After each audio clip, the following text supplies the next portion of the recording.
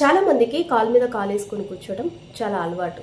మన పెద్దలు ఎప్పుడూ చెప్తూ ఉంటారు, ఎస్పెషల్లీ ఆడపిల్లలు కాలు మీద కాలు వేసుకొని కూర్చోవద్దు అని. దాని వెనుక ఒక సైంటిఫిక్ రీజనే ఉంది. బట్ మనం ఏమనుకుంటామంటే పెద్దలు చెప్తున్నారు, వాళ్ళు ఏదో చాదస్తం కొద్దీ చెప్తున్నారు అని అస్సలు వాళ్ళ మాట వినము.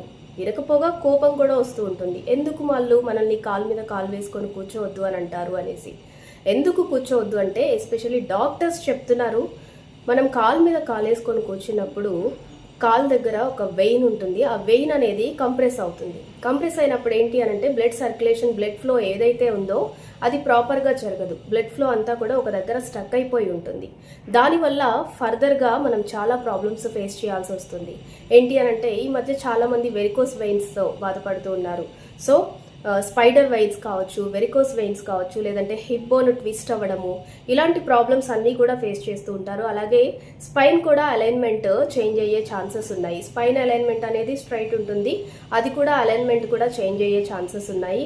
ఎస్పెషల్లీ డెలివరీ టైంలో పెల్విక్ కరెక్ట్గా కూడా చాలా మందికి ఈ మధ్య ఉండట్లేదు. ఎందుకు అని అంటే కాలు మీద కాలు వేసుకొని కూర్చోవడం వల్ల.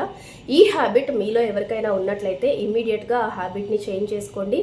మీరు కూర్చున్నప్పుడు మీ పోస్టర్ అనేది ఎలా ఉండాలి అంటే 2 పాదాలు ఖచ్చితంగా ఫ్లోర్కి టచ్ అయ్యేలాగా ఇకపై అయితే చూసుకోండి. కాలు మీద కాలు వేసుకునే అలవాటు ఎవరికైనా ఉంటే ఇమ్మీడియట్గా ఆ హ్యాబిట్ని చేంజ్ చేసుకోండి.